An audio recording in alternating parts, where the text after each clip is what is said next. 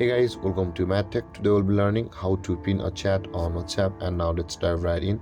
Now to pin a chat on WhatsApp, first open up your WhatsApp on your phone and you'll be on the chat section of your account. Now in order to pin a chat, you'll be required to tap and hold the chat which you want to pin, and your chats will be on the section, so tap and hold on it. And after that guys, the pin option will be available at the top of the screen. After we tap and hold on it for a moment, you can see, let's do it again, tap and hold on it, and the options appear at the top of the screen, and you can see there is the pin icon just beside the dumpster icon.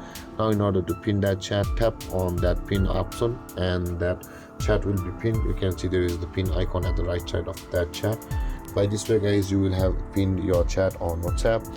And guys, this is how to pin a chat on WhatsApp. And if you have any confusions or questions regarding the topic, feel free to comment in the comment section below, and don't forget to like, subscribe and hit that bell icon for more videos. Thank you for watching guys. Peace.